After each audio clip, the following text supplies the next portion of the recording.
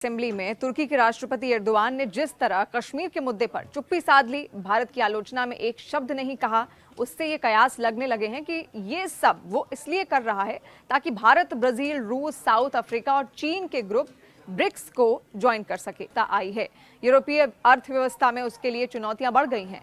उसे अब नए बाजार की तलाश है और बदलते वैश्विक दौर में अलग पहचान की भी, जो उसे ज्यादा ताकत दे सके।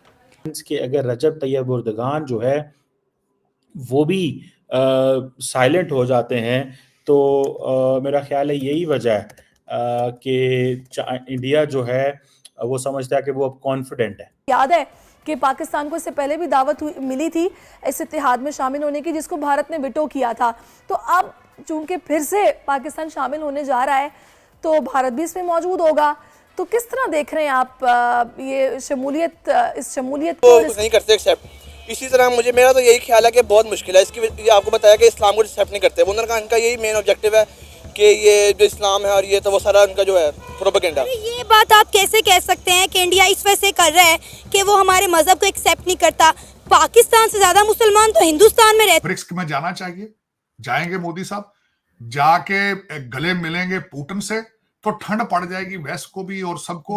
क्योंकि इस देखें बात ये होती है अगलों की उनकी इकानमी दुनिया की 5वीं इकानमी है। मुझे ऐसा लगता है कि with every passing day Pakistan की जो सपोर्ट है वो कश्मीर के हवाले से वो कम होती जा रही है। किसी इस्लामिक मुल्क ने, किसी ओआईसी के कंट्री ने कश्मीर के मसले को डिस्कस नहीं किया। ब्रिक्स जो है एक इकोनॉमिक ब्लॉक जिसे हम कहते हैं वो उस तरह एक डेवलप हो रहा है और भारत एक उसका बहुत मेजर मेंबर है। तो ऑब्वियसली उसमें जो है वो भारत पाकिस्तान नहीं चाहता कि पाकिस्तान उसमें आए, मगर उसमें ये है कि ब्राज़ील और रशिया और चाइना जो है वो पाकिस्तान की बड़ा एक स्ट्रॉन्ग सपोर्ट रखते हैं। जय हिंद दोस्तों, तुर्की लगातार हर अंतर्राष्ट्रीय मंच पे पहले जम्मू एंड कश्मीर का उल्लेख करता था और तुर्की उन देशों में से था जो हमेशा पाकिस्तान का साथ देते हुए जम्मू एंड कश्मीर को पाकिस्तान का हिस्सा बताता था। लेकिन दोस्तों एक सडन चेंज आया है आज से 1.5 साल पहले से कि अब तुर्की अचानक से हर मल्टीनेशनल फोरम और यूएन वगैरह में भी जम्मू एंड कश्मीर की बात करना ही बंद कर दिया, यानी पाकिस्तान का सपोर्ट करना बंद कर दिया यूएई, सऊदी अरेबिया की तरह। अब ऐसा इसलिए क्योंकि आज से लगभग 1.5 साल पहले तैयब एर्दोगान ने अनाउंस किया था कि हम ब्रिक्स का मेंबर बनेंगे। और जाहिर सी बात है ब्रिक्स का मेंबर बनने के लिए भारत की सहमति जरूरी है, क्योंकि भारत के पास ब्रिक्स में वीटो पावर है, क्योंकि भारत फाउंडिंग मेंबर था ब्रिक्स का। ठीक है, तो जाहिर सी बात है भारत की खिलाफी करके ब्रिक्स में तो शामिल नहीं हो सकते। तो इसलिए भारत के खिलाफ अब टर्की नहीं बोलता। पाकिस्तान बड़ा बेबस नजर आ रहा है। एक इस्लामिक देश था जिसका सपोर्ट था, वो भी खत्म हो गया। पाकिस्तान भी ब्रिक्स की लाइन में लग गया है। अब देखते हैं भारत के हाथ में कुछ ही महीनों में पता चल जाएगा कि ब्रिक्स को कौन ज्वाइन कर रहा है। हालांकि जो ज्वाइनिंग मेंबर होंगे उनको वीटो नहीं मिलेगा ब्रिक्स में, बट हाँ वो ब्रिक्स के मेंबर जरूर बन जाएंगे। देखते हैं पाकिस्तान को मिलता है या नहीं, तुर्की को मिलता है या नहीं। क्या हुआ है ब्रिक्स के लिए? तो क्या इंडिया इस बार पाकिस्तान को अलाउ करेगा कि पाकिस्तान भी ब्रिक्स का पार्ट हो? जून में जब चाइना ने ब्रिक्स को होस्ट किया था तो चाइना ने पाकिस्तान को इनवाइट किया था, लेकिन इंडिया ने वीटो कर दिया था, ये कहकर के वो मुल्क जो हमारे मुल्क में आके दहशतगर्दी करे, हमारे लोगों को मारे, हम ऐसे लोगों के साथ एक टेबल पर नहीं बैठ सकते। लिहाजा पाकिस्तान एक लंबे अरसे से ख्वाहिशमंद है कि पाकिस्तान भी ब्रिक्स का पार्ट हो, लेकिन इंडिया हर बार पाकिस्तान को ब्लॉक कर देता है। क्या इंडिया इस बार पाकिस्तान को अलाउ करेगा? आइए जानते हैं पाकिस्तान की आवाम से।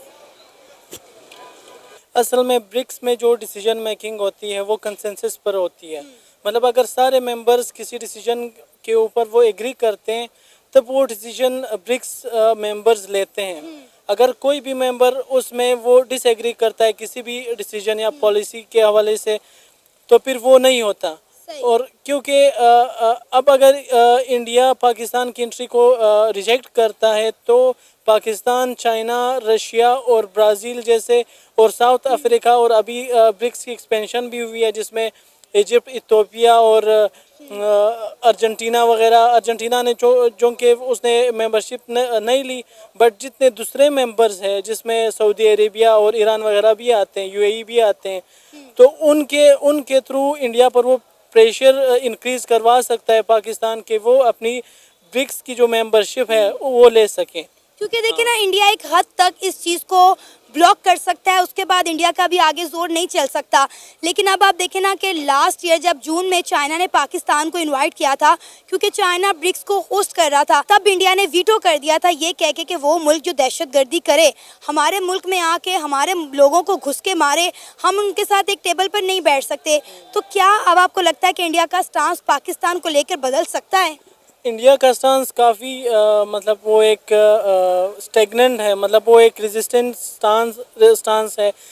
जैसे जयशंकर आए था अभी शंघाई कोऑपरेशन ऑर्गेनाइजेशन की जो एक मीटिंग इस्लामाबाद में हुई है, उन्होंने कहा था कि एक्सट्रीमिज़म और सेपरेटिज़म और एक्सट्रीम टेररिज्म जैसे एलिमेंट्स को जो कंट्रीज़ हमारे स्टेट में सपोर्ट करते हैं, हम उनके साथ टेबल टॉक नहीं हो सकती। तो इंडिया का स्टांस पाकिस्तान के हवाले से चेंज इसका होना थोड़ा नामुमकिन सा लगता है। इंडिया ने तो हमेशा पाकिस्तान को दहशतगर्दी पर ही टारगेट किया है। इंडिया का हमेशा से यही स्टांस रहा है, चाहे वो ट्रेड को लेकर हो, चाहे वो पुरअमन बातचीत को लेकर हो। वो एक ही बात करता है कि जब तक पाकिस्तान दहशतगर्दी को सपोर्ट करना नहीं छोड़ेगा, तब तक इंडिया और पाकिस्तान के ताल्लुकात में बेहतरी नहीं आ सकती।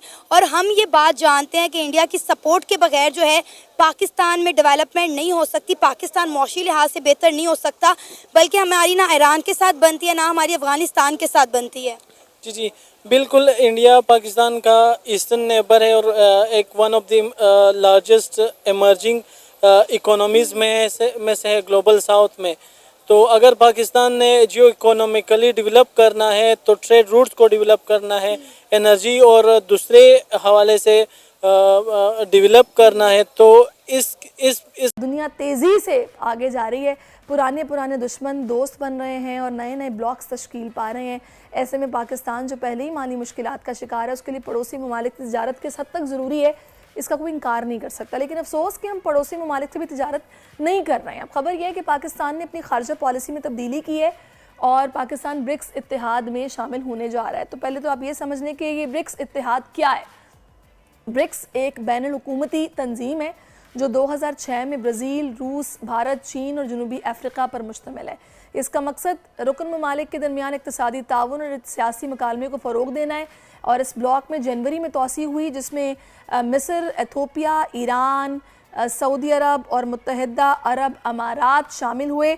और अब जनाब अगर पाकिस्तान इस इत्तेहाद में शामिल होता है तो यकीनन भारत और ईरान के साथ हमारे अच्छे तिजारती ताल्लुकात कायम हो सकते हैं। तो इसी सारी सूरत हाल पर बात हमने करनी है। अमार हबीब साहब हमें ज्वाइन कर चुके हैं, माहिर मौशियात हैं, इकोनॉमिक एक्सपर्ट। बहुत शुक्रिया आपको अमार साहब, हम खुश आमदीद कहते हैं शो में। अच्छा अमार, मुझे ये बताइएगा कि इससे पहले मुझे याद है कि पाकिस्तान को इससे पहले भी दावत मिली थी इस इत्तेहाद में शामिल होने की, जिसको भारत ने विटो किया था। तो अब चूँकि फिर से पाकिस्तान शामिल होने जा रहा है तो भारत भी इसमें मौजूद होगा। तो किस तरह देख रहे हैं आप ये इस शमूलियत को और इसके असरात को?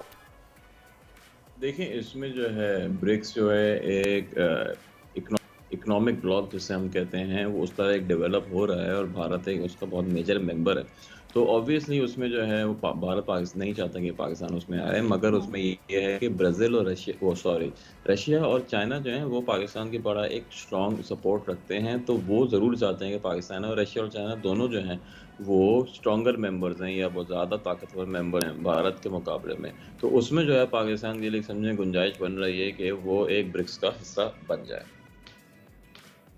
अच्छा अमान, मुझे ये बताइएगा कि इसमें हम ये देख रहे हैं कि बहुत सारे लोग ये डिस्कस कर रहे हैं कि ये जो G7 की इकोनॉमीज़ हैं ये उसका ऑल्टरनेट हो सकता है और दुनिया बड़ी तेज़ी के साथ तब्दील हो रही है।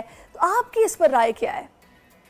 नहीं, इसमें ऑल्टरनेट तो ऐसा नहीं हो सकता, क्योंकि G7 जिस लेवल पर अभी है या ओवरऑल जो इनकम लेवल्स हैं वहाँ पर, स्पेशली हाउस होल्ड लेवल पे या पर कैपिटल लेवल पे, लोगों के लेवल पे, वो तो जो है ब्रिक्स जो है वो उसके करीब भी नहीं है, क्योंकि पॉपुलेशन इन सारे ममालिक की जो हैं वो बहुत ज़्यादा है। मगर ये है कि obviously in terms of consumption या इंडस्ट्रियल ग्रोथ के हिसाब से बहुत ज़्यादा तेज़ी से ये चीज़ें ये ममालिक जो हैं वो तरक्की कर रहे हैं। तो आज नहीं तो आज से 20 साल 25 साल बाद डेफिनेटली एक मेजर चैलेंज दे सकता है। अच्छा, मुझे ये भी बताया कि जिन कंट्रीज़ को इसमें चूज़ किया गया है, जैसे कि मैंने बताया जनूबी अफ्रीका भी है इसमें, भारत भी है, पाकिस्तान भी है, फिर इथियोपिया, मिस्र, ये भी शामिल हो गए हैं। तो जोग्राफियाई एतबार से, तिजारती एतबार से कितना ये सूद